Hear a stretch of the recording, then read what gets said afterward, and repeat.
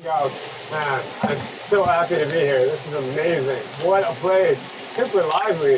I just came from Beirut before this, and I got to admit, there's way more action going on here than in Beirut. Really cool. You can see the kids gearing up and Ayos ba? Naka-record na pala. Hindi pa ako nagsasalita. Oh. Nagpupunas-punas pa ako ng pag-ganyan. Oh. O diba? Parang may napanood akong gano'n sa adult content. Guys, makwento ko lang ha. Parang nakakainis. And I took a bite of this one. Alam nyo, sa totoo lang ito masasabi ko ha. Hindi naman sa pakingialam ha. Sa totoo lang. Pag gumawa kayo ng adult content, sa totoo lang, ipakita nyo yung mga mukha nyo. Hindi po pwedeng yung nakamaskara, nakamas. Alam nyo kung bakit?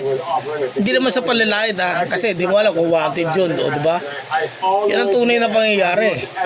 O kaya, diba? Hindi mo masabi. Dapat, paano may inspire yung tao na panoorin kayo? O diba? Yan ang tunay na pangyayari. Kailangan open.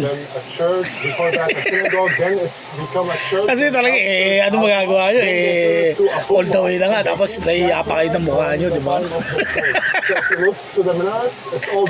Hindi naman sa pangano kasi lahat ng tao kailangan may pupuna para maging perfect ang isang bagay, o di ba?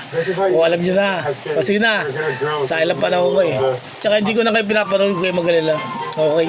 Ayoko na mga gano'n yung nagtatakip ng mga mukha. Wala akong matutunan. Turuan ko kayo. Gusto nyo? O diba ito, hindi, yung diba nakwento ko nga diba? Pero huwag kayong mag-alala, hindi ko naman kayo pinapanood Kaya huwag kayong mag-alala sa ko. Hindi, para lang maging perfect yung mga trabaho nyo ba? Trabaho nyo ba talaga yun? O diba, o nangasar lang. Hindi, sa totoo lang, paano may excite, di ba? Kasi bawat ginagawa ng isang tao, kailangan may pupuna para maging tama. O di ba? Kaya para may mga tama ganun nakatakip O di ba? May mga naagawan nyo yung riding in tandem ng trabaho. Huwag na kayo pumasok sa industry gano'n kung hindi nyo kaya ipakita mukha nyo.